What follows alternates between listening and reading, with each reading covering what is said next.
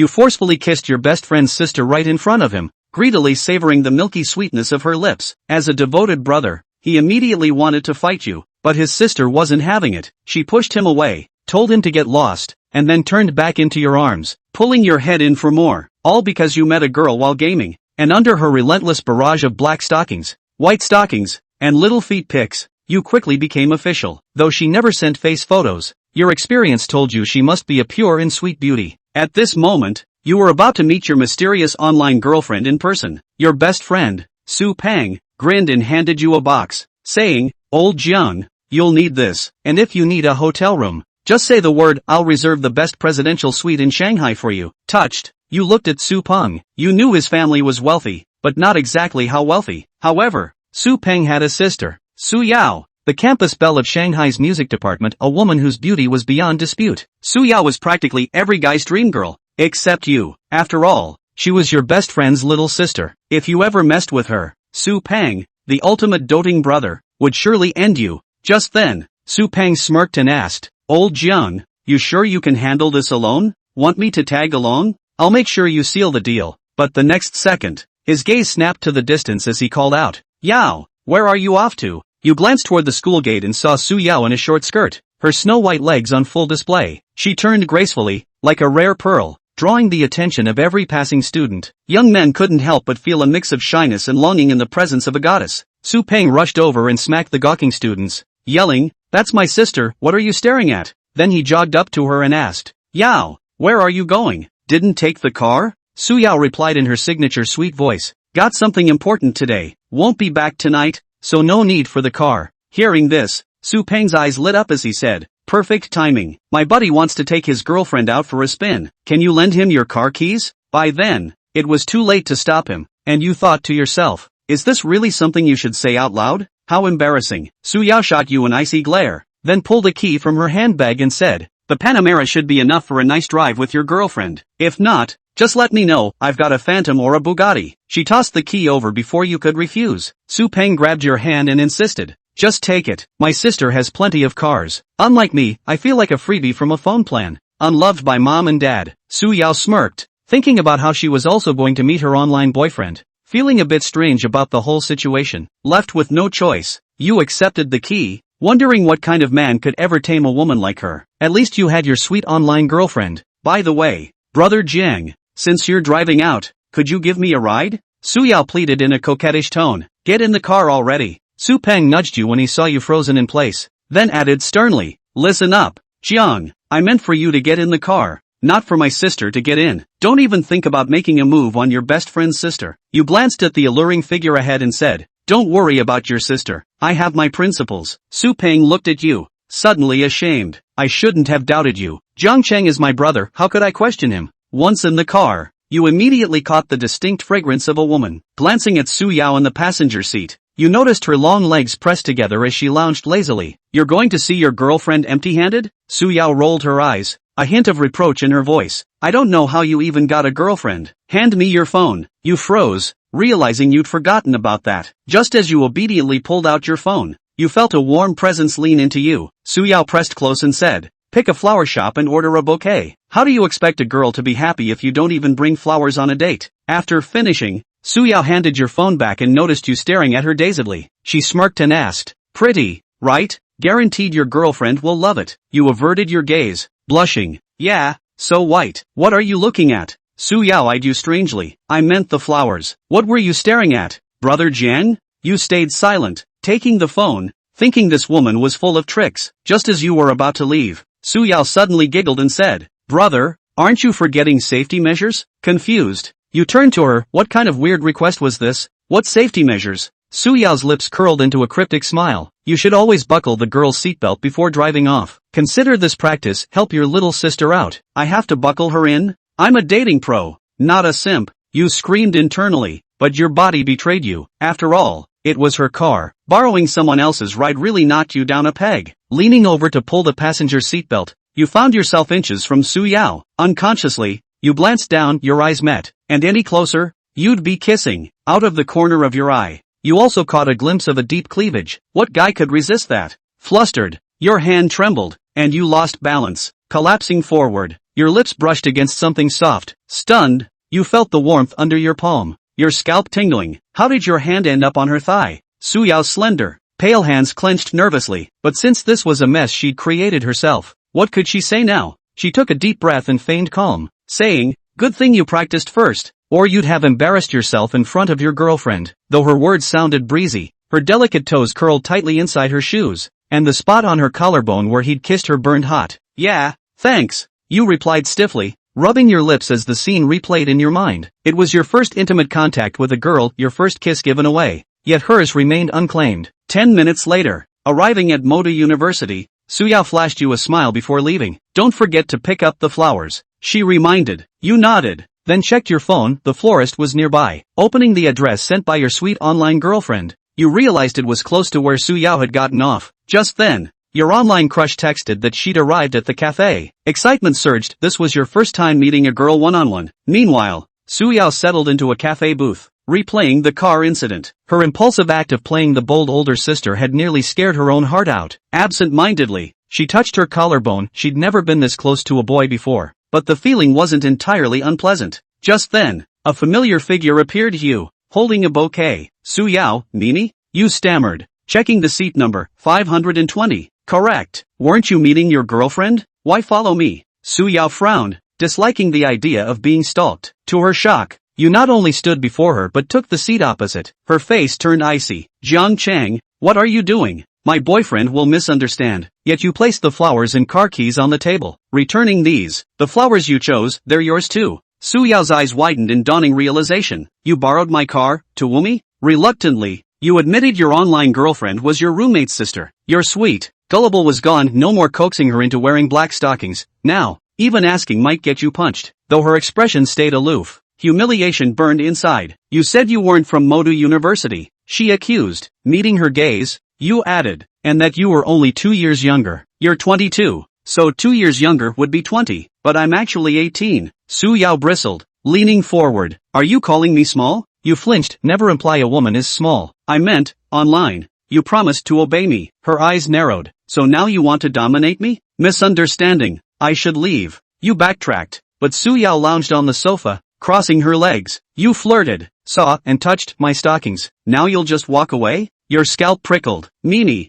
that's not what I meant." Your mind raced. She was the treasured heiress of Su Group, Moda University's goddess, and your best friend's sister. The past week's shamelessly sweet nothings flooded back, making you cringe. Su Yao's cold and beautiful face showed no expression as her red lips parted slightly. "Quickly, put me in my place," because her best friend often said she was the kind of woman no man could handle. And if this continued, no one would genuinely like her, only those who wanted to take advantage of her. You just stared at her blankly. Su Yao repeated, "Put me in my place." Helpless, you stood up, reached out, and under her watchful gaze, pinched her soft, bouncy cheek, asking, "Is this how you do it?" For a moment, Su Yao couldn't hold back her laughter, instantly melting like an iceberg thawing, a snow lotus blooming. Jiang Chang took a serious look at Su Manyao. To say it was pretty, it was really pretty. The body bar, that's really good too. The most beautiful woman Jiang Chang has ever seen is none other than Su Manyao, but it's a brother and sister, and she seemed so strong, not like she was serious, like a joke. Chapter 5. Another role of private theater. Like sister like this? Jiang Chang's mind thoughts were drifting away. Su Manyao stood up, then left his seat and came around and walked over to him. A light and fresh scent hits the nose, and then look at her eyes, the eyes of a high-flying royalty, staring at him with contempt and blazing heat. This look Jiang Chang recognized. The female goblins in the TV series, when they wanted to eat people, this was the kind of look they had. Then, Su Manya's long skirt stretched out a snow-white long leg, high heel stepped on the sofa, and pushed the sofa away for force. Then she walked up to him, her foot in her heels next to his thigh. The body leaned in close, looking down on him. Doing what? For a second, Jiang Chang was a little scared. He remembered the words, "Don't talk, kiss me." However, next, 2 pieces of tenderness like a dragonfly, a touch away. Jiang Chang's brain exploded for a moment. "How about it, brother? Do you like it when your sister does this to you?" Su Manyao reached out and picked Jiang Chang's chin, her cold face, slightly flushed, but her tone was like everything cut was under control. "Demon!" Jiang Chang's brain was still buzzing. When have you ever experienced such a scene? Brain's thoughts hadn't turned yet. Su Manyao suddenly turned around, hooked her bag and directly left the card table. "Gone. Where to?" Jiang Chang asked. Su Manyao, who was walking in front, suddenly stopped her high-heeled clattering footsteps and looked back with a smile. Of course it's to do something that couples should do. Jiang Chang was flustered and followed, and felt the excitement of a thief. I just don't know what would happen if a brother found out about this. Continuing to stay in the cafe, Su Manyao couldn't top herself. I didn't know that the other person was my brother's roommate. The conversation can be needy, almost social death kind of thing, but Su Manyao never gave in, belonging to the type where XX maybe all have to be on top. Anyway, the day had already come to this. The college student he had snubbed was his brother's roommate. If I don't get this right,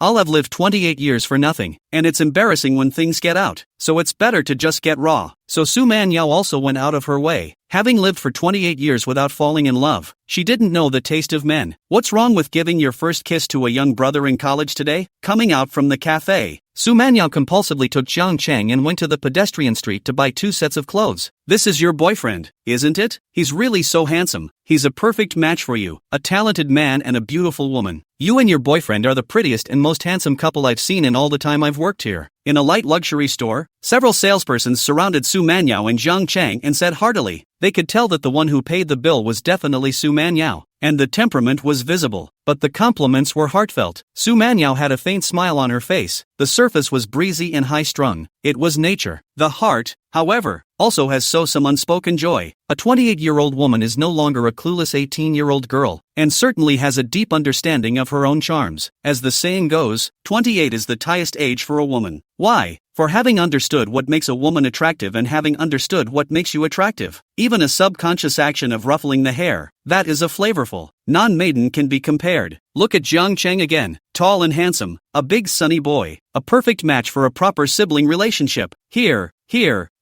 pack it all up and send it to school. Su Manyao took care of it in a few words and swiped the card for $82,000. It's not too outrageous, and there's no don't do this, pack up all the rest drama like you see on TV. Jiang Chang didn't have any room to interject at all. It had been arranged plainly. Dressed in a lightweight t-shirt with slacks and a pair of just-matched board shorts, he was nothing but handsome. Those few salesmen, see the delivery address, hard to hold back. This beauty is not like human beauty. The boyfriend is still Magic City University of High Talent students? NV, come out of the light store. Su Manyao was also in a difficult situation. What to do next? She's never been in a relationship and doesn't know what things couples are supposed to do. But the doctor dictates that she needs a boyfriend. And she also needs a boyfriend to deal with the unnecessary hassles of life and work. Originally, this kind of thing dating to do what? Should be arranged by the boys. But looked at the handsome Jiang Chang, Su Manyao felt that it is better to forget. My brother, I make the decision, so I will not bully him. The two of them came down from upstairs. Su Manyao naturally took Jiang Chang's arm. Jiang Chang felt the touch coming from his arm, which was slightly stiff. In the back of my mind, I'm wondering if this is really okay. The girl who had asked Jiang Chang for Weiwei at the flower store earlier was still angry. From time to time, I spit it out with my 2 girlfriends who were traveling with me. On what grounds? What do you think he's on? What's wrong with the old lady? Look, isn't that the boy from just now? My best friend suddenly shouted. The girl looked up and saw Su Manyao, who was holding his hand by Jiang Chang's side, with elegant temperament and lawless beauty. The girl froze, and at this moment she finally realized why the boy had just rejected her. If she were given another chance to choose, she would not have the courage to ask for another weenie. Su Manyao held Jiang Chang's arm after a round of fooling around. Not to mention, for some reason, the awkwardness and rawness that surrounded the two of them, Jiang Chang and Su Manyao, seemed to have disappeared. Look, there's a private theater over there. Passing by a private theater, Su Manyao pulled Jiang Chang to a stop and said, if you're not busy with anything else, why don't we go to a movie? Jiang Chang agreed, but in his heart, he wondered if the high and cold imperial sister was committing some kind of serious illness. Or is she serious? Watching movies, whether it's in a TV show or a novel, couples can't get away from watching movies. So to Su Manyao, who was a relationship buff, it was too normal for couples to watch movies. It was only because she had never been to a private theater and didn't realize that so-called private theaters could be used for more than just watching movies. That's where the fire packs are used. So when the two of them walked into the private theater, the theater owner's eyes were directly baffled after seeing Su Manyao's face. How can I, a small private theater, have such a stunning beauty, come to such a small place to start a war? The owner couldn't help but gulp. The temperament on Su Manyao's body was not at all comparable to that of an ordinary woman, and this temperament was even more impossible to fake. The so-called noble woman or beautiful young woman or young girl or in front of this woman have to stand aside. How can a woman like that follow a guy to a place like this to fight firebags? Moreover, looking at Jiang Chang again, the young man is handsome and sunny, and he doesn't look like a yellow hair.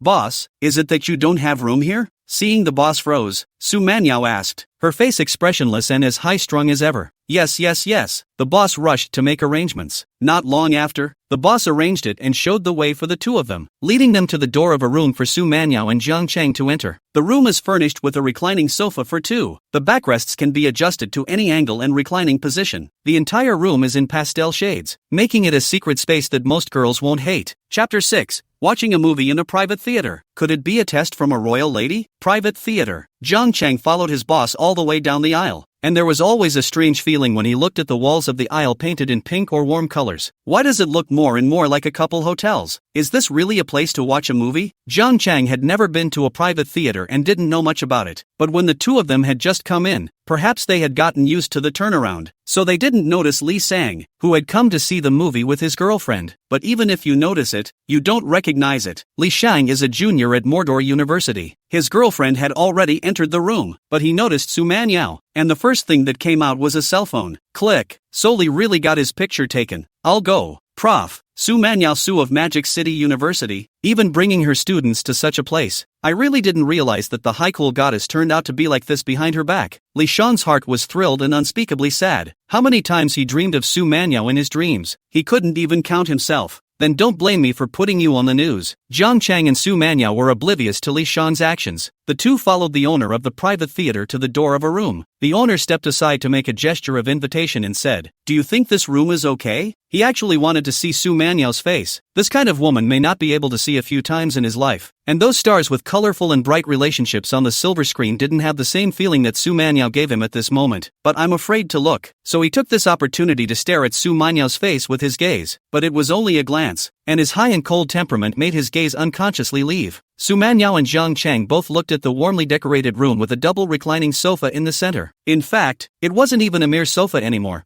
Put its backrest down a bit and it wouldn't be too much of a stretch to say it was a bed. Jiang Chang directly froze, with only one thought in his heart. What kind of trick is this high-flying royal lady trying to pull? Is she testing me? What old cadre can stand up to that? When Su Manyao saw the scene in the room in front of her, she really wanted to die in place. The movie was mentioned by myself. This store was chosen by myself, and the room was booked by myself. But whenever there was any part in it that was Jiang Chang's doing, she was able to dump the pot on Jiang Chang and then pretend to be mean to this brother. Ask him why he has such a dirty mind. Teach him hard. But what now? Catching the duck. The atmosphere has blown up to this point. How humiliating would it be to wimp out now? Su Manyao coughed lightly, acting like she didn't care. Well, this is the one. You can get out. Without looking back, he said to the owner, then casually threw the bag in his hand on the couch. Turning his gaze back to Jiang Chang, the owner had the good sense to turn off the room's headlights in the same breath, and then brought the door to the room with him. Under the warm light, Su Manyao sat down on the sofa, and in order to show that she had no waves in her heart, she kicked off the high heels on her feet and shrunk a pair of white and delicate feet as well. Sideways, he lay back on the backrest of the couch. What are you gawking at? Come over and play. It was meant to show how subdued he was, but how it felt wrong coming out of his mouth. Luckily the light hid the blush of this beautiful 28-year-old woman. Jiang Chang looked at the curvy woman lying on the sofa. The words can't help but pop into my head. Marry the king first, then get the scriptures. How can I wimp out if a high-flying royal lady dares to do it? Jiang Chang walked over to the sofa and sat down on it, taking off his shoes and laying down on it as well. At this second, Su Manyao wanted to huff her pussy pocket to Jiang Chang's face, but whenever Jiang Chang showed a little bit of timidity, she could also have a step down. But Jiang Chang's big horse-like appearance made it difficult for her. Both of them lay down on the sofa, and Jiang Chang smelled the faint fragrance that wafted around him. Demon, just let it go. Su Manyao held back the hand that reached out to force the pocket. After all, this was all arranged by herself. But this is no way to just lie around. She reached for the remote next to her and casually and haphazardly clicked on a movie. She certainly wasn't there to watch a movie. She just wanted some sound in the room to cover up her embarrassment at not knowing what she was supposed to do next. But when she clicked, she didn't realize that the movie she had ordered was called All the Way to the West. The movie begins to play. Both were drunk, but their eyes were all over the screen. Jiang Chang was thinking in his heart about what tricks his sister wanted to play. Su Manyao thought in her heart that her brother would not think that I am very that, but the more the movie plays, the more wrong it gets. Su Manyao's heart fell to the bottom. Finished. Help. I really just ordered it off the top of my head. Su Manyao quietly glanced at Jiang Chang, who was staring at the screen in a serious manner.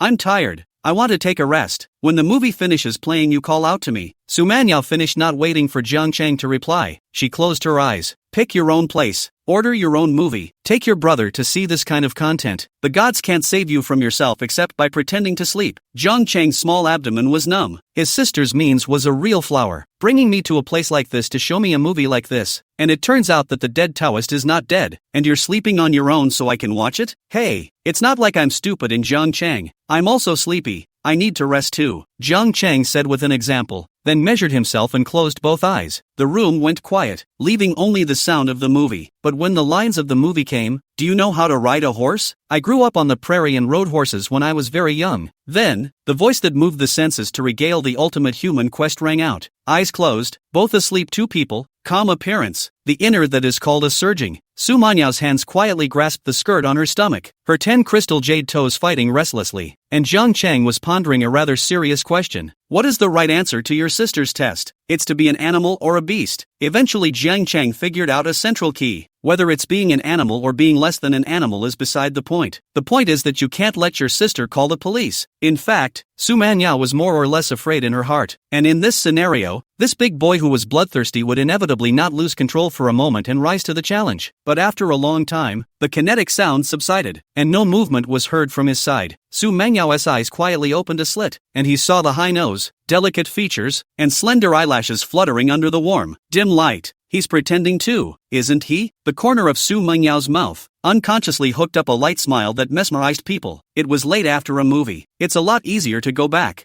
Jiang Chang drove Su Mengyao back to the school. Su Mengyao got off the car at the school in advance and walked quickly. Jiang Chang drove the car to the parking lot, parked the car and took the car keys back to the dormitory. Just as he entered the door, he was caught by Sapeng. You're finally back. Look at the school forum, asshole. Taking my sister to a place like a private theater. Chapter 7, Late Night Madness. Who is the Imperial Sister's mysterious boyfriend? Look at the school forum, asshole. Taking my sister to a place like a private theater. Looking at Su Peng's features that had become distorted due to his anger, Jiang Chang's mind exploded. The bag with clothes in his hand fell to the ground, which contained the new clothes Su Manyao had bought for him. The new clothes he originally wore on his body had also been changed off and put in the bag when he parked the car. What? The fact that Su Mengyao and I went to a private theater was photographed and exposed in the forum? Finished. Reputation is not guaranteed. Look, it's this dead yellow hair. I'll get him when I find him. Su Peng gasped like a cow and said as he disliked the cell phone to Jiang Chang. Jiang Chang fixed his eyes and looked at it. On top of it was a photo where Su Manyao's side face could be seen. Such delicate features were very recognizable even without seeing the full picture. Moreover, the dress worn by the woman in the photo was exactly the same set Su Mengyao wore today. A light, slim,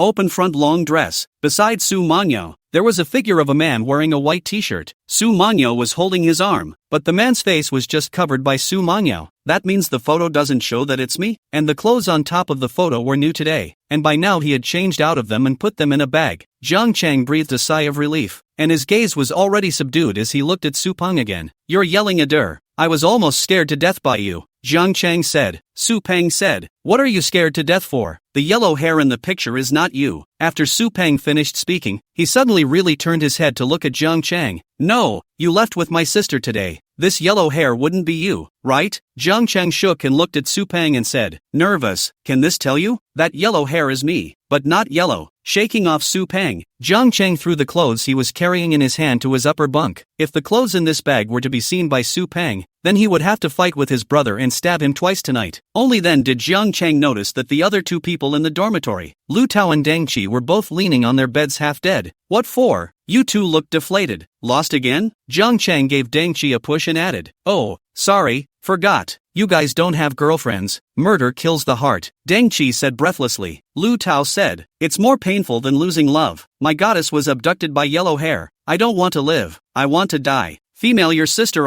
Su Peng rushed over and gave Lu Tao a kick in the leg. That's my sister. Lu Tao did not care that he was kicked. Half dead said, I told you a long time ago. Fertilizer flow outsiders field. Now well, in the future you have to call someone else brother-in-law. Right, if you call me brother-in-law, do brother. The feelings are here. Can lose you? Jiang Chang pursed his lips and didn't say anything. If he was allowed to say anything, it would be that you all stop arguing. And this fat water she didn't flow to outsiders' fields. Su Peng slapped the phone on the bedboard and sat on the bed with his but these nonsense-talking pussy brats up there. I'm going to register them one by one and find them one by one to settle the score. Jiang Chang walked over and picked up Su Peng's cell phone. It shows the school's forum page. At this point in time, the most popular top post, shocked. Su Manyao, the goddess of Magic City, led yellow hair to a private theater. What the is wrong with me? Slander. He slandered me. Jiang Chang spat in his heart. The post was simple. Just a photo and the name of the private theater. But this simple photo is full of stories. Although the face of the male protagonist cannot be seen on top of the photo, it can be clearly seen that Su Manya has her arm around the other party, and her demeanor is intimate and by no means within the boundaries of an ordinary best friend. You know, this is the recognized high cool goddess Su Manyao. When had she ever been this close to a boy? Even in her daily interactions, whether intentional or not, she kept any boy at arm's length. So just this one action can already represent a lot of information. In the photo they are walking to a room in a private theater. There wasn't much to the post, but the comments blew up. My goddess, will she eventually become someone else's woman as well? I'm not surprised that the goddess is in love. After all, she's 28 years old too. I'm just jealous that the person isn't me. With all this excitement, haven't you guys thought about the possibility that the man in the picture could be his brother? Upstairs I'll answer you. I just saw his brother Su Peng's account, also commenting on getting yellow hair killed. Today I saw that a boy drove Su Manyao's car. No, can you make it clear? Did you see driving Su Manyao's car? Or did you see driving Su Manyao's car? This ing second of understanding. I can tell everyone with certainty that the male lead is Su Manyao's brother's roommate. I saw it with my own eyes. Brothers, I am broken. Completely broken. I thought how different a high-flying goddess was, but it ended up being a late-night murmur. Don't look for it, the hero is me and the goddess smells good.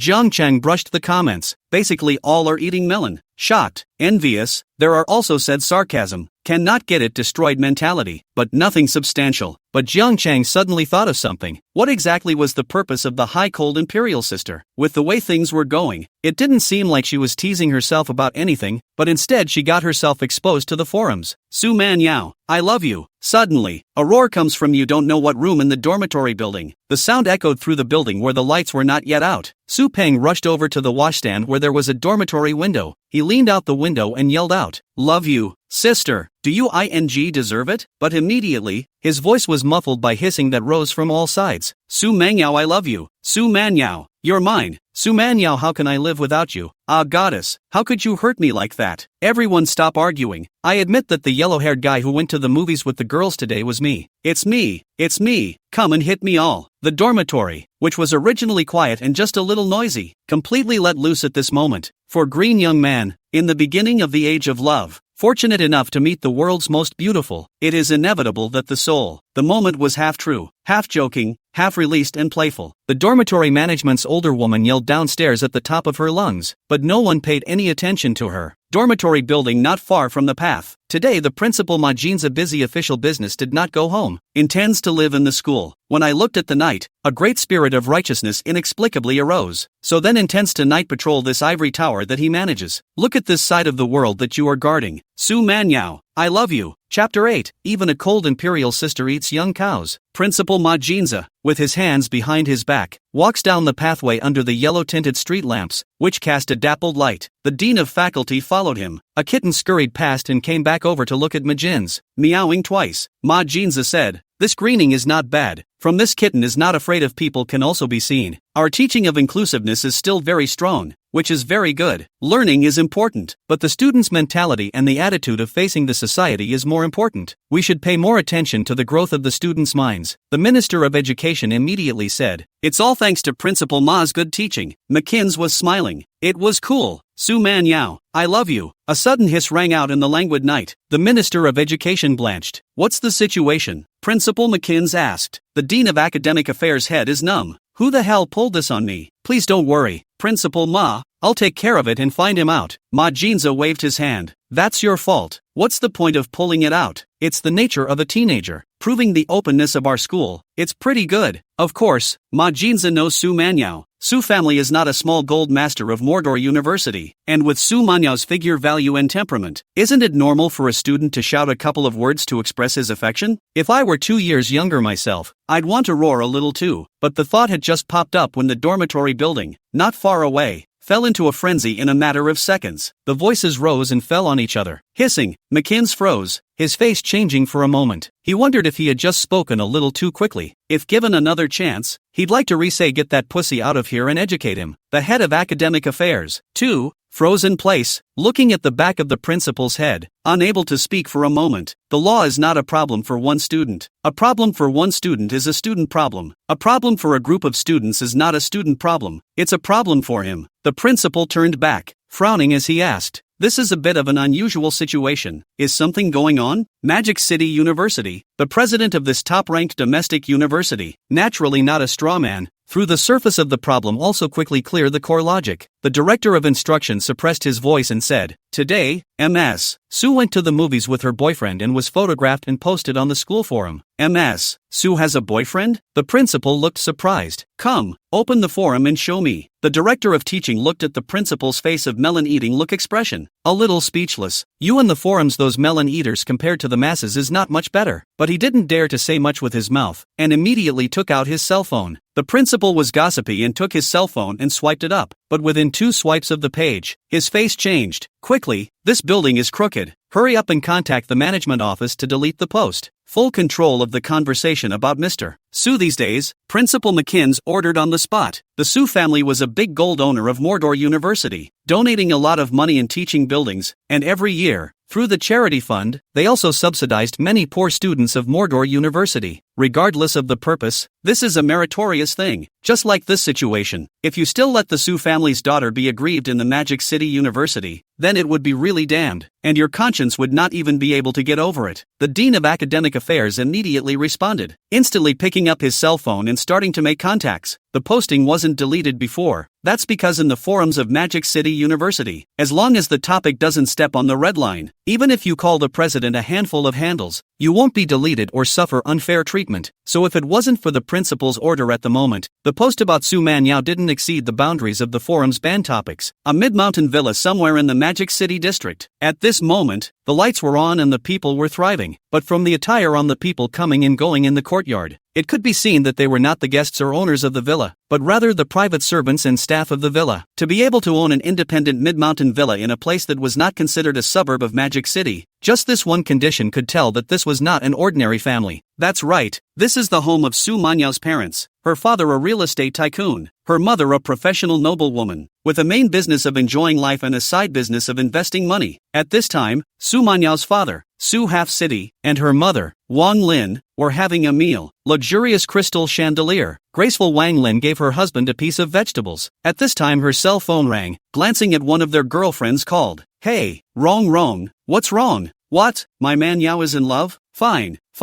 you send it to me." Sitting next to the meal, vertical business world is difficult to meet the enemy Su Half City. The chopsticks in his hand almost fell to the table. He hastily caught a pair of eyes looking at his wife, careful not to dare to make a sound, for fear of interrupting his wife's phone call.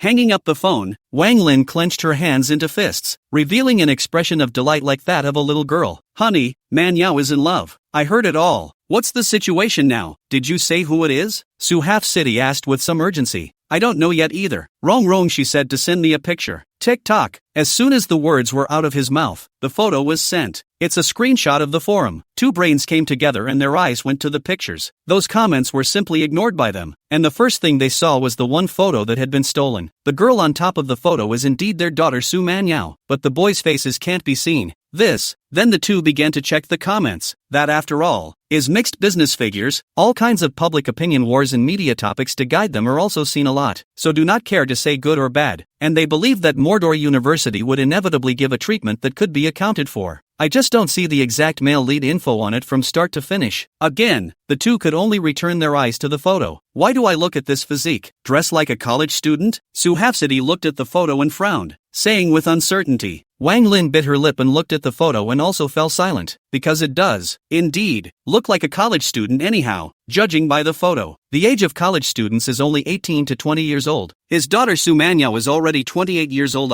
After a while, Wang Lin said with a not-so-sufficient bottom, as long as one falls in love, it's ultimately good. My daughter is pretty. It's not exactly a scourge on other people's youngsters. Su Halfcity froze and looked at the photo without saying anything. What could he say? He couldn't say that his daughter was an old cow eating young grass. Why don't you call Manyao and find out what's going on and find out who the guy is? Wang Lin said. It's better not to. It's just a small tip that's popped up, so you shouldn't scare her. Su Halfcity thought about it, but still added, when will you call her back for dinner and probe? Okay, sensitive tonight. I'll call Manyao tomorrow. Chapter 9. do you want to pull up your pants? After a bit of commotion, it was almost time to turn off the lights in the dormitory, and the dormitory building gradually calmed down. After all, Mordor University is not a lowly place. The president of the ideological concept of education is really in place. Not to make too much of a fuss, in Jiang Cheng's dormitory, Su Peng was still wrestling with the bedpan as he picked up the phone and called his sister. Perhaps he felt that if his voice wasn't loud enough, it wouldn't be enough to show his fiery temper at the moment, so he clicked on the speakerphone and raised his voice towards the cell phone to shout himself, "Sis, just be honest with me, are you in love?" The other three people in the dormitory, including Jiang Cheng, had their gazes staring thievishly over. They heard Su Manyao's airy imperial voice coming from the cell phone. "Do you have a problem with me falling in love?" "Not having a problem with it, you talk about it. How can you find a scalawag who takes you to a place like that? I took him there. Are you satisfied?" Deng Qi and Lu Tao heard this and pounded their chests vigorously. It hurt. Beep, beep, beep, the caller has hung up. Pissed me off. I'll go to his dormitory downstairs tomorrow to block him. Su Peng took the cell phone that was hung up and beat his chest. Jiang Cheng lay back on his own bed, skimming his lips. Why did he suddenly have a feeling of sitting on a fisherman? He took out his own cell phone and clicked on the avatar of his online girlfriend, Gentle Sister. But now Gentle Sister's avatar had been changed. The cartoon avatar turned into a black and white tone photo of a hand with slender fingers and a distinctly feminine hand. The name of the good-natured girl was also replaced with the word man. Sad. How did the Gentle Sister become the high-flying Imperial Sister? Jiang Cheng sent a message over. "I'll give you the car keys tomorrow." After the message was sent, Jiang Cheng wanted to be quiet for a while and sort out his thoughts, but the message there came back in seconds. "Okay, send it downstairs to my dorm tomorrow morning and pack me a breakfast on the side." Jiang Cheng saw this message and froze at once. It's no problem to send the key downstairs. How much does it mean to pack breakfast, by the way? Isn't there enough information in the school forums? And the high-flying royalty really doesn't care? During this short period of thinking, Su Manyao sent a second message. "What do you mean? You even hesitated? You've kissed your collarbone, touched your leg, held your hand, watched a movie, and then you lift up your pants and don't recognize anyone?" Jiang Cheng's heart jumped when he saw these two messages. The collarbone that was unnoticed, the leg, that was really accidental, the hand was clearly being held, and that movie was really hard to watch. But that said, the facts seem irrefutable. Jiang Cheng felt that he was being taken for a ride and honestly replied with a single word. "Good. Su Manyao. Well, good boy. Lean. Shame. What do you mean? Be good?" Jiang Cheng felt that his face was gone, and he would not return to the board in this round. Cell phone thrown away. Sleep. But not 2 minutes later, Jiang Cheng picked up his cell phone again to look for the collection site. Finding out the world about search engines is really bad. One can only look for information on community platforms. And finally Jiang Cheng swiped the article he was looking for. "What kind of breakfast should I give my girlfriend in the morning? Teach you an easy trick to pinpoint her." The article was read and the lights were off in the dormitory. Su Peng also finally quieted down. Jiang Cheng hesitated for a moment, reopened his communication software, and tapped on the avatar of a cloud called Lightly Colored. "Jiang Cheng, collecting songs?" He sent the message over. Then tapping on his bank card software, it showed a balance of a little over $120,000 left. It was left over from the sale of a book and a song. Jiang Cheng was a literary student in his previous life, and his interests were in recreation. In his previous life, Jiang Cheng had tried hard to live, with all his talents, and had not been able to live that life. Fortunate to have traveled to this different world,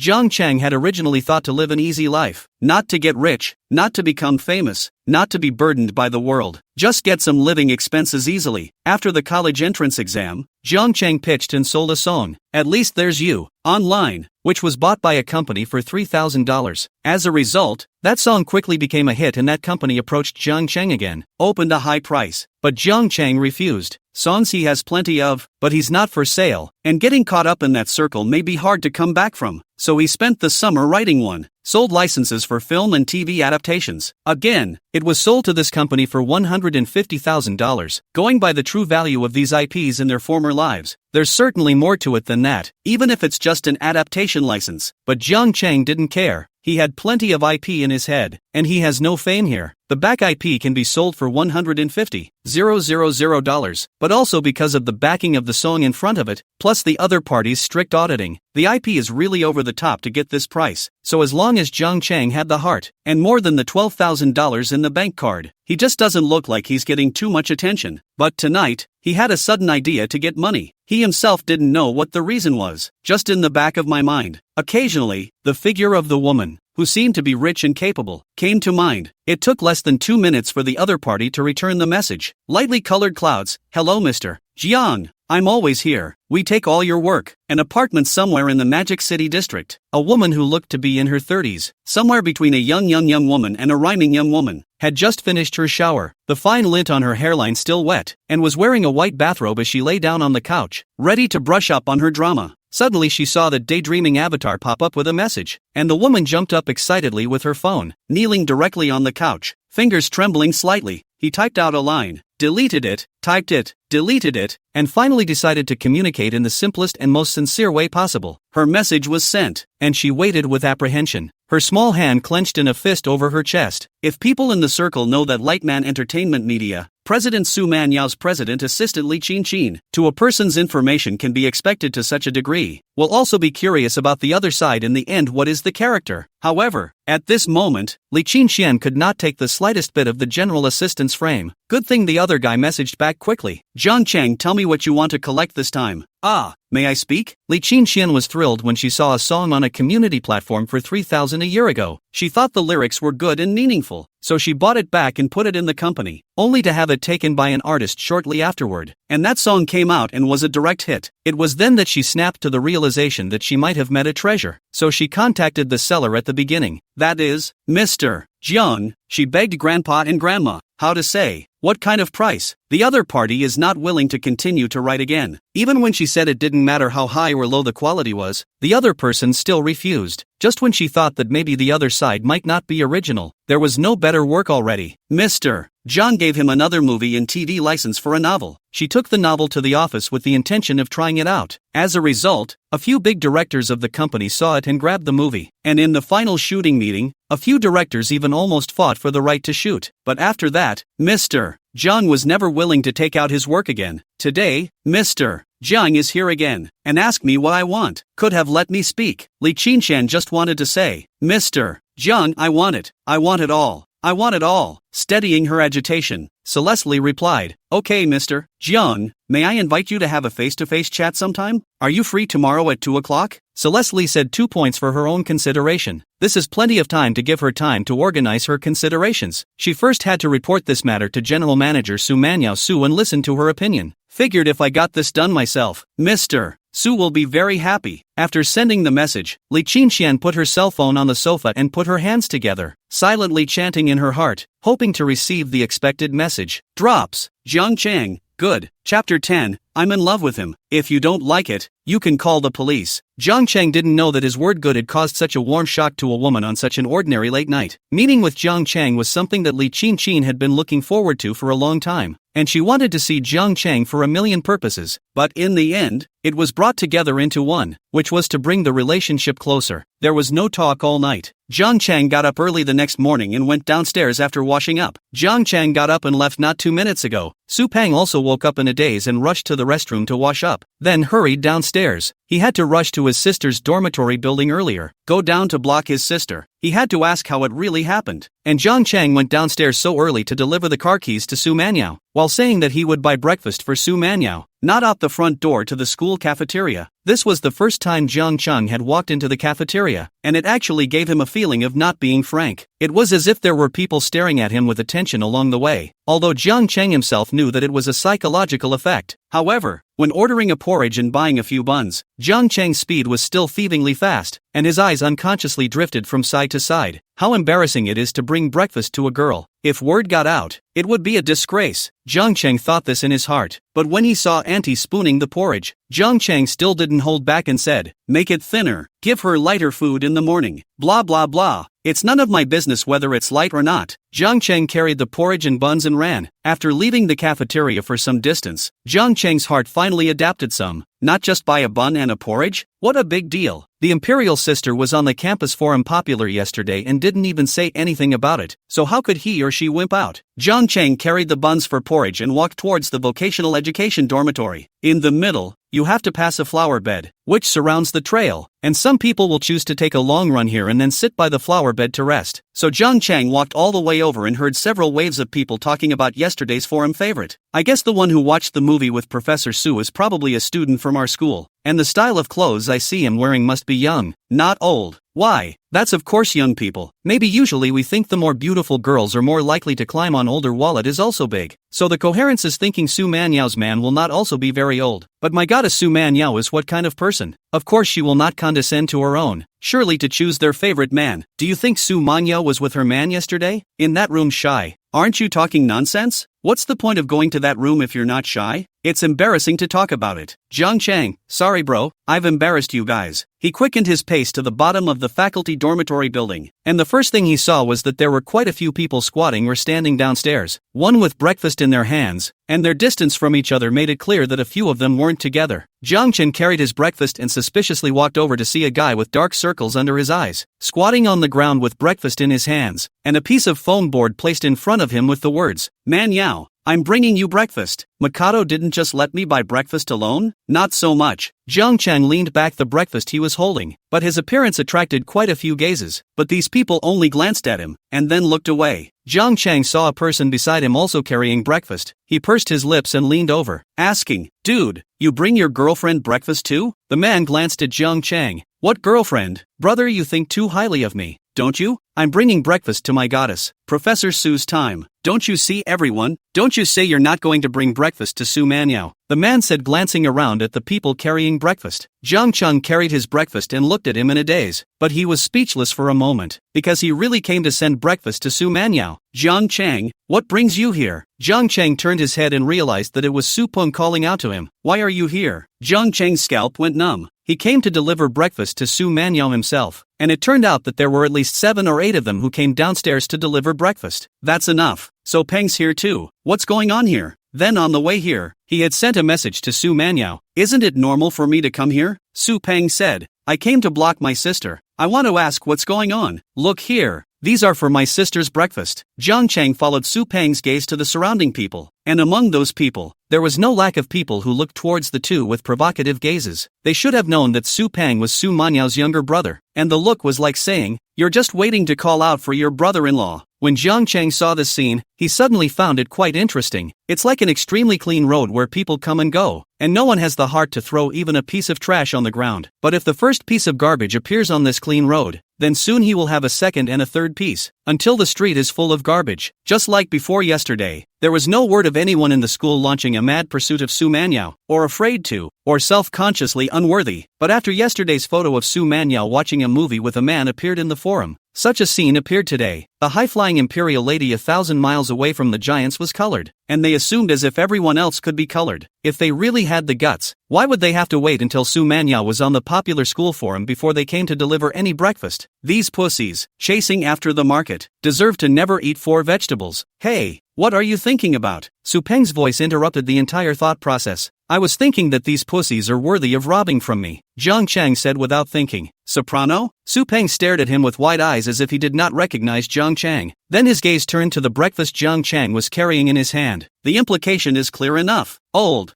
Jiang, tell me honestly, what did you come here for?" Su Peng grabbed Jiang Chang's hand. That look, but if Jiang Chang's answer could not satisfy him, he would break his life in the next second. Jiang Chang also knew that he had spoken out of turn, but as it happened, that's when a woman came out of the stairwell exit of the vocational dormitory. The woman wore a long loose dress and slippers on her feet, her bare skin as snowy as her feet. A look of just woke up and did not repair the appearance, but the style of sleepy eyes, reduce a few points of high cold, refuse to people outside the cold. More women rhyme. However, Jiang Chang knows that this woman's high cold is born to create or work reasons, not nature to do. In fact, when you think about it, sister quite grounded. And then look at those pusillanimous brats who came here very early in the morning to bring breakfast to Su Manyao. At this time, but one by one, I look at you, you look at me, hand and foot no one dared to go forward. Jiang Chang had just been anxious about how to explain to Su Peng. Seeing Su Manyao at this moment, in a hurry, he patted the car key in his hand and handed it over to Su Manyao, who walked over. To Su Peng, he said, "I've come to deliver the car keys." Su Peng looked at the car keys in Jiang Chang's hand. and then looked at Su Manhwa, who walked over and reached out to catch the car keys. No way. Isn't it true that your kid is in love with my sister? Su Peng shouted. It's a change from River City to Old River to you, kid. Without waiting for Jiang Chang to speak, Su Manhwa approached even closer and reached out and then naturally took Jiang Chang's arm. Unpowdered on the stunning face, the cold and colorful want to be a high and proud queen. Yes, you can call the police if you don't want to. Chapter 11. This sense of stealing is really exciting. Su Manhwa walked over and directly took Jiang Chang's arm. Jiang Chang only felt that his arm was suddenly wrapped in softness. His body also stiffened for a moment, and he said in his heart, "Death, my brother and I love each other like brothers, and he's watching." No. As Jiang Chang's brother, Su Peng's entire body was dumbfounded when he saw this scene. His mouth was open in an O shape, his fingers pointing stiffly between the two men, his eyes darting from side to side, and he couldn't say a word. The surrounding few students who had originally tried to bring breakfast to Su Manhwa, but were too shocked by Su Manhwa's aura to move after actually seeing Su Manhwa herself, had their jaws dropped in shock. They didn't understand that it was clear that they had come together to make the conspicuous package, and there was no way that they could actually deliver breakfast to Su Manhwa. But why that man? Why did he come to deliver breakfast, and why did the royal lady put her arms around him? Could he be the man in yesterday's photo? Everyone's gazes were stunned as they looked at Jiang Chang. They felt that they had endured a 10,000 point blitz this second. Satisfied? Su Manhwa said indifferently. Then he let go of Jiang Chang's arm. Just like the behavior she just did was just to piss off Su Peng. Su Peng saw his sister's appearance like this, heart relieved, to you scared to death? Also thought to engage in real. But Su Manhwa didn't bother to pay attention to him and directly turned around and left. Hey, don't go. Su Peng chased after him and called out to his sister. I'd rather you talk to Jiang Chang than the kind of yellow hairs that take you to private theaters. Su Manhwa turned back. The motion of her tossing her head was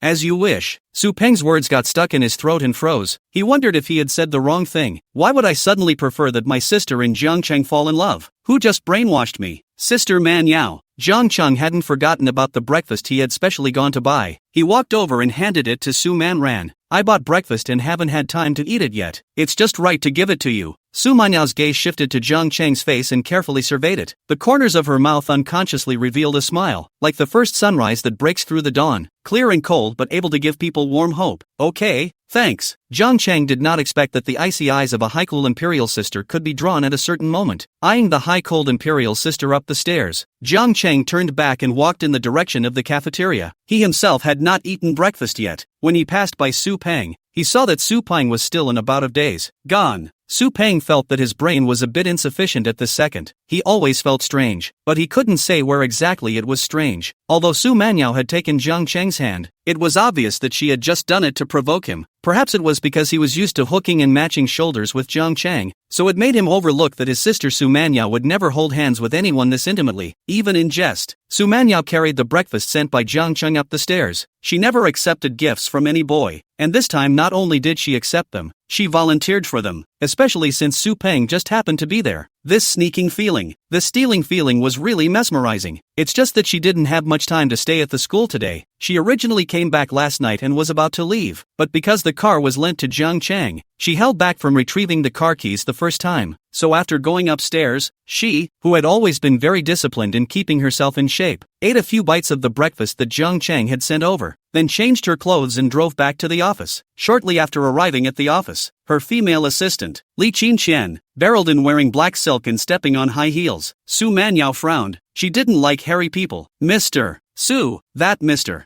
Jiang who gave us the license for the Legend of Wukong contacted me. I have an appointment with him to meet at 2 p.m. Celeste Li is still not bad at her job, and in 2 sentences she makes the point. Hearing the report, Su Manhwa's brows unfolded. Well done. Li Chenxian's face rejoiced as she added. And this time, not surprisingly, Mr. Jiang has a new work. Her gaze swept over Su Manhwa's body, only to feel that her boss's figure was really enviable. That pair of long legs, the company's leg models see all inferior. Su Manhwa leaned back in her chair and nodded her chin. Money is not a problem. Talent is hard to come by. You can make your own request within the bottom line. If he wants to see me. Su Manhwa paused for a moment and said softly, it can be considered. With the company's recent woes, the IP wars not prevailing, and rival companies coming to the bull to grab the meat at any cost, this kind of talent that can produce IP is what the company desperately needs right now. Hearing Su Manhwa say this, Li Qinqian was shocked in her heart. As the president of a media company with a perfect scale system, it was basically impossible for Su Manhwa to meddle in a single project. otherwise it would be difficult to strike a balance between the employees and the project. So it can be seen here that Su Dong also holds Mr.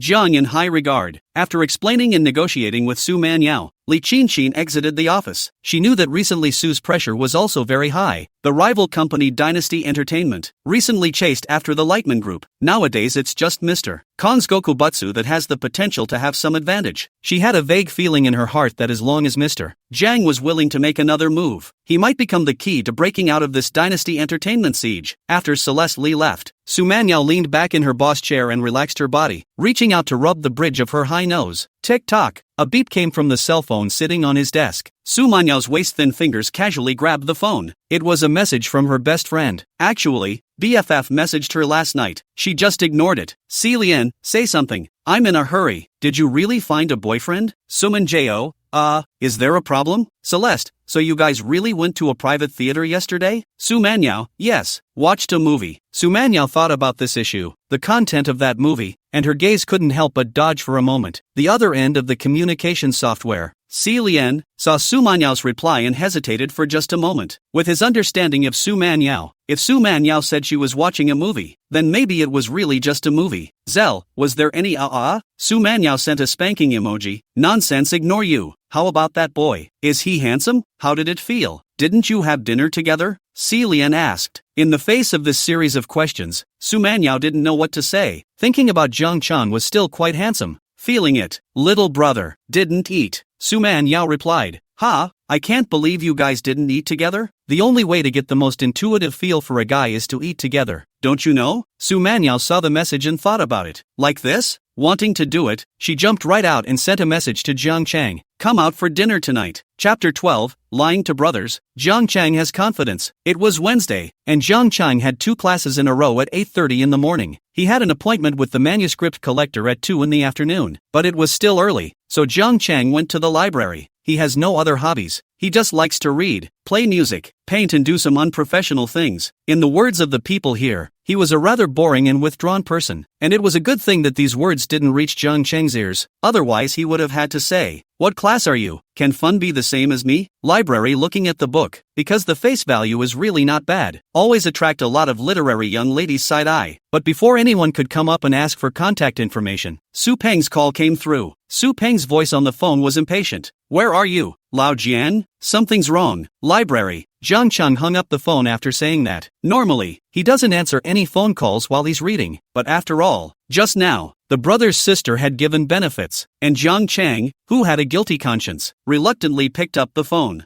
It's just that before my sister's purpose is clear, this is something that I can't let my brother know about yet. But lie brother, Jiang Chang has confidence. As for Su Peng said something happened. This rule of Law Society University campus can be out of a gross thing. It didn't take long for Su Peng to come running over, and Jiang Chang also went downstairs very naturally and waited for him in front of the library. Old Jiang, you come with me. Su Peng saw Jiang Chang running over and pulled his hand, tugging him to run, saying on one side, Lu Tao's childhood friend has given a River City? Run, run. Jiang Chang, who didn't have much interest, was running faster than Su Peng at this moment. The melon is a little big. Want to eat? Lu Tao is one of Jiang Chang's roommates, a rugged man from the northwest. But unlike his ruggedness, he had a childhood friend who also attended Mordor University but was unusually showy. Listening to Lu Tao occasionally talk about it, or a very talented girl, is the popular figure in the literary club of Magic City University. But Jiang Chang was not a fan of the so-called talent in this world. This world has no Tang poems, no song lyrics, no 4 great masterpieces, and the shallow heritage allows Jiang Chang to only read novels nowadays. So he didn't know what kind of caliber the talent Lu Tao spoke of in his mouth was. Jiang Shan was pulled out of the school gate by Su Peng, stopped in front of a book depository store off campus.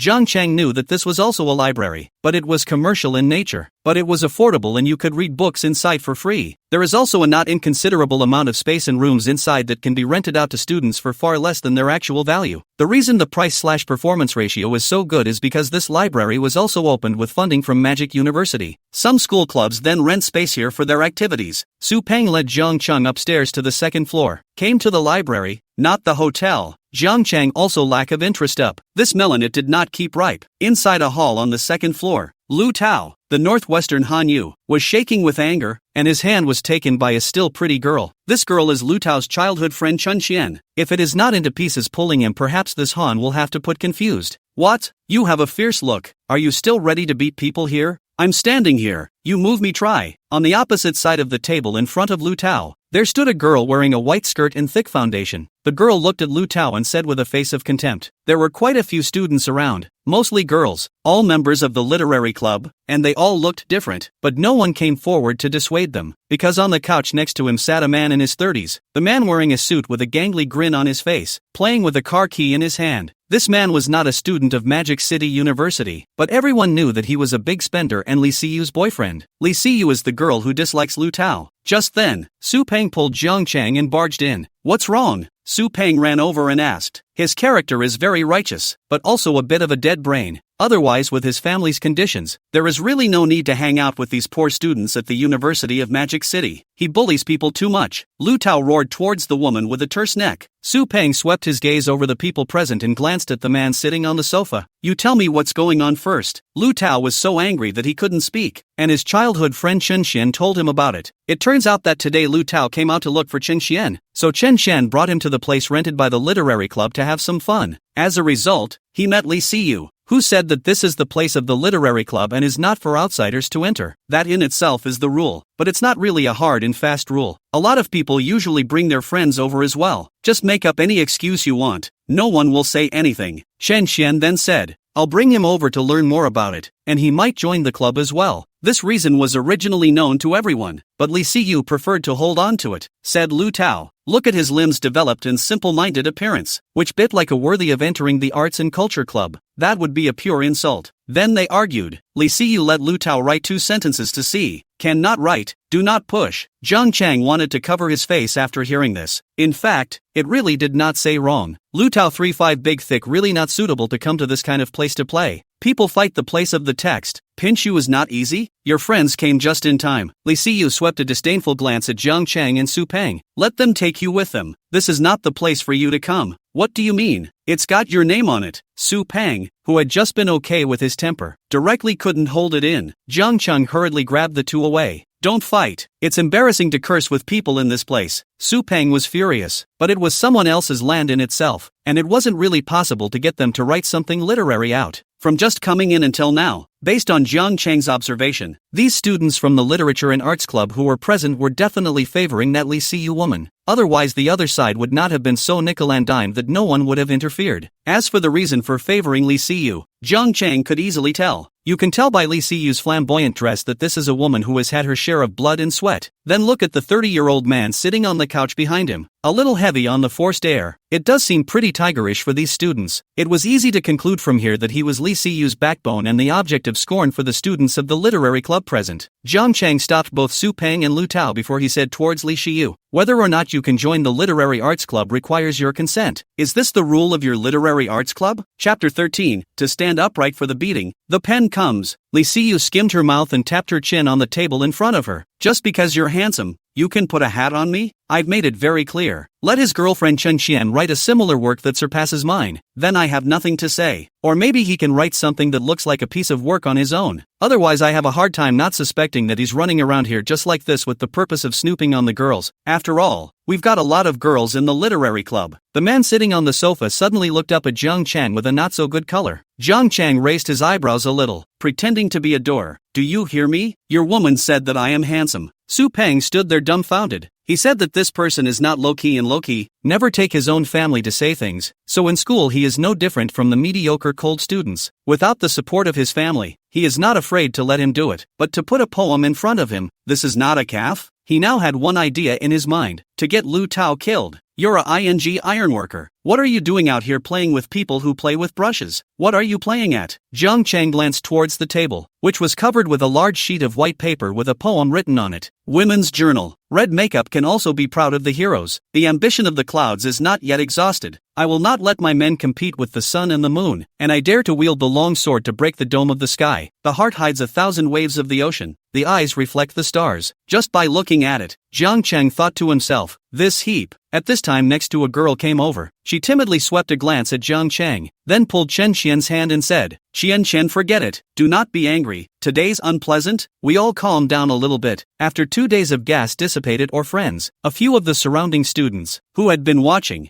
followed suit and discouraged them. But basically, they said that Chen Qian should forget about it and take her friends and leave first. They all knew that Chen Qian was outstandingly talented, and Li Xiyu had shown her jealousy and rejection early on. Of course, in a place like the literary club, it was all about talent, so there was nothing Li Xiyu could do with Chen Qian. Just this time, I don't know why Li Xiyu can write such a dominating, excellent poem. So on the surface, it was Li Xiyu who didn't let Lu Tao come here, but in reality, she was turning on Chen Qian. They didn't want to offend Li Xiyu, so they could only advise Chen Qian. With their understanding of Chen Qian, it was basically impossible for Chen Qian to write a poem that surpassed the current work of Li Xiyu. Then look at Lu Tao. 3.5 big and thick is even more unlikely to write anything, right when you say so? It's not just into socializing money, I'll pay. Su Peng suddenly thought of a breakthrough. He can't do anything else, but he has money. Outsiders are not allowed to come here, so you can always come if you pay the money. Good, Li Xiyu said with a sneer on her face. 1,000 per person, you guys pay it. On what grounds? The good-tempered Li Qian asked with a frown. Su Peng looked at her uncertainly. It is not just joining the club to pay money. There is no problem,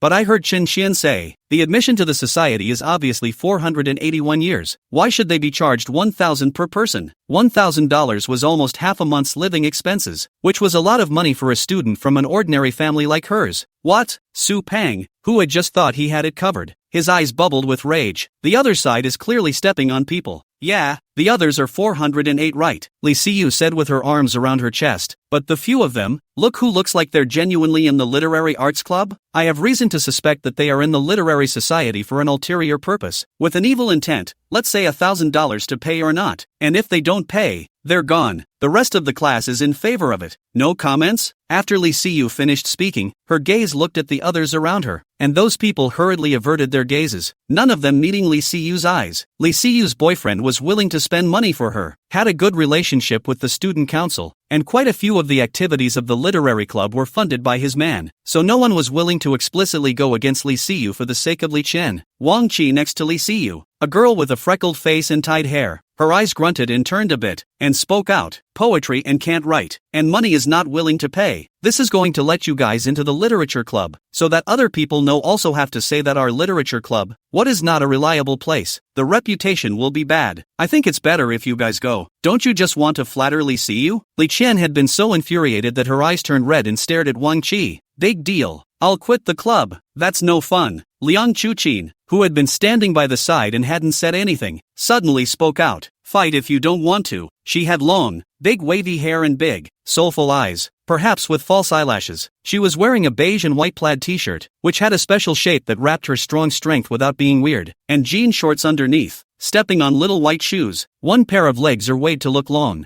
Jiang Chang had noticed her long ago. Her face value could score more than 80 points, but at first glance, she was the kind of girl who was very naughty. But in the group of people in the literary club, she was considered the one who appeared to be spiritual. Liang Chuqin walked to the center. His fingers knocked on the table, and skimmed. A man who bullies people, and when he gets power, he steps on them, one lesser skill than the other, and you're so aggrieved that you have to shed a tear. When this is your house, you are not an opponent. You have to stand upright when you are beaten. Liang Chuqing, who are you talking about? Li Xiyu glared angrily. This is none of your business. Please stay out of it. Her words were obviously not as strong, and it could be seen that she had a different attitude towards this girl called Liang Chuqin than Chen Qian. What's wrong? Liang Chuqin sneered. You bought a poem from somewhere and you're still planning to step on me?